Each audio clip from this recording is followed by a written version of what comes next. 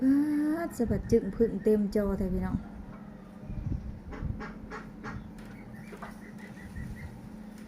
กับทักทายสบายดีเด้อจ้ะพี่น้องทักทายสบายดีพี่น้องคือเก่าคือเดิมพี่น้องจ้ะเข้าสู่2น้องไม้เด้อสบายดีทุกภาคส่วนทุกหม่องทุกบ่อนบอกว่าพี่น้องฟังไทยแล้วก็ฟังลาวเฮานำเด้อหากมาแต่เฮือนดีพี่น้องป้าเพิ่นสงสการป้าเพิ่นเสียเมื่อคืนนี่พี่น้องเฮาก็เอาลงไว้ในมื้อวันเสาร์เด้คันสิบ่เอาลงมื้อนี้พันไว้หลายมื้อหลายคืนพี่น้อง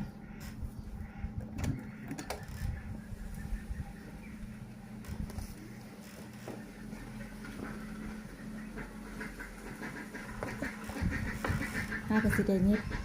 เครื่องเจ็บแขนเจ็บขาหาก็คลายแหน่พี่น้องเฮาก็สิมาลุยกันนี่อีกตัดขอบกางเกงนี่พี่น้องลูกค้าเพิ่นว่าอยากได้ขอบกางเกงคือเก่า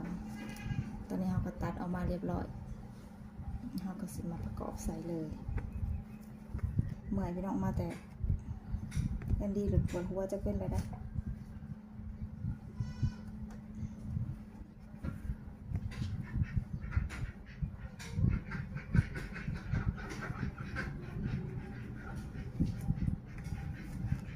บริณิพ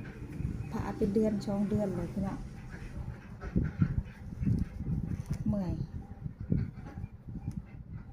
เครื่องกันย่างเต็มเลยพี่น้อง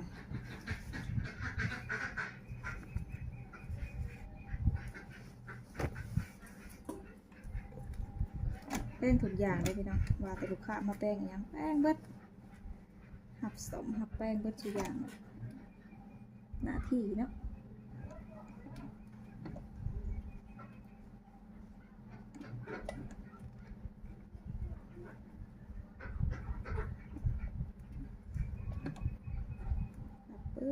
สิอย่างเนี่ยอยู่ได้ตัดขอบมันนี่ส่วนลายมันเบิกสึ่ง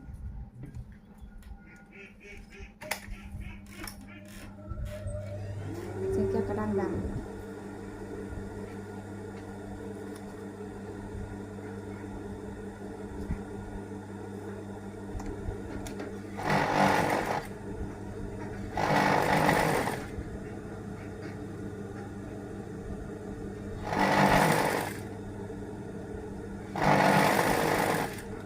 เพิ่นจะได้ขอบเดิมมันเนี่ย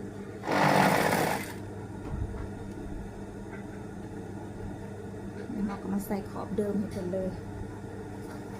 มันจังบ่ยานเลยพี่น้องคันเฮาตั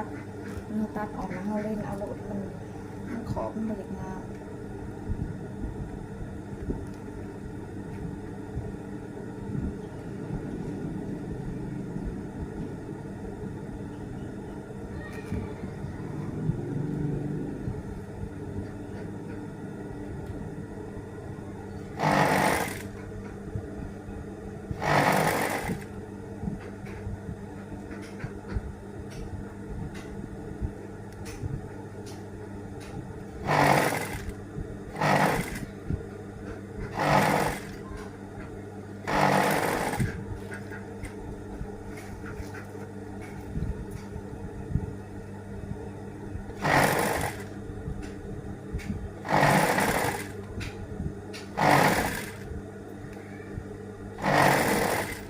ตัวนี้เย็บไปโดนเลยค่ะ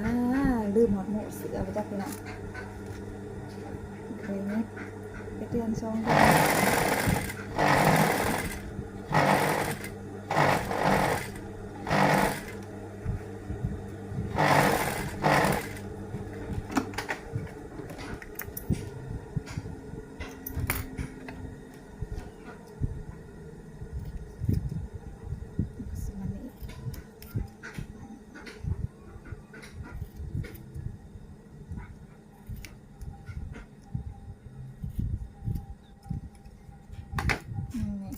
ตอนนี้เราต่อได้ขาหนึ่งแล้วนี่ลูกค้าเพิ่นสิเอาขอบกางเกงคือเก่าเลยพี่น้องเอาขอบเดิม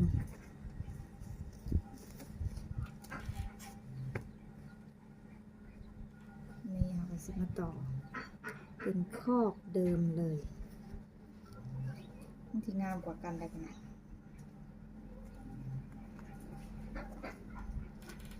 เชอะเดี๋ยวเขามามันที่มาขี่สิคือหยามกูวนกูตัวสูบเฮ้ยเอาขอบเดิมใส่ขอบเดิมจังสีจ้ะพี่น้องมันก็สีงามนี่มันก็จะงามคือเก่าพี่น้องมันก็สิบยานค่ะดิคันเฮาตัดออกแล้วเฮาพับขึ้นเอาในตันโตมันแหละนะไม่งามพี่น้องมันก็สิยานสิยับสิย่อยบ่คือเฮาเอาขอบเดิมจังสิตัดออกแล้วเฮามาต่อขอบเดิมมันต่อขอบเดิมมันจังสิพี่น้องมันสิงามกว่ากันมันก็ยังสิงามคือเก่ามันพี่น้องโอ้ไก่นี่เนาะกูสิกูตัวสู้อีกแล้วมื้อนี้แลนน้องไม้อันกูขี้ตัวเพิ่นพี่น้องว่าแต่สิเกลือเพิ่นชะเอาไหมก็เล่นเป็นพุงนั่นแต่จะบัว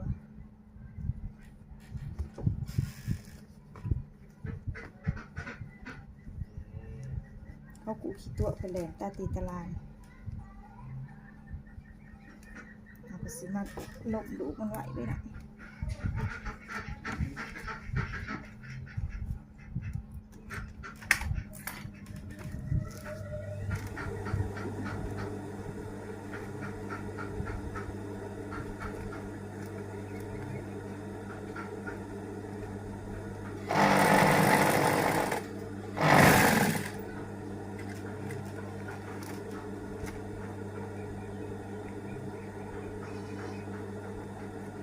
ดูคนนี้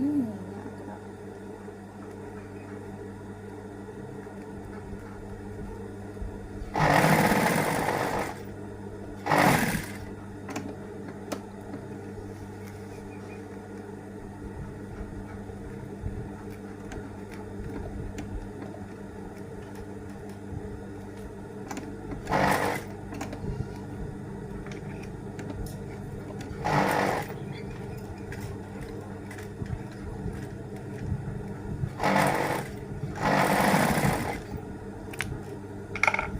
ได้ซอยจะเพียงลูกค้าเลยก็สิมาลุยงานตัวนี้ต่อได้บ้านนี้พี่น้องเพราะว่าบริเงียบเตะโดนเลยลูกค้าสินค้าโดนเลยพี่น้อง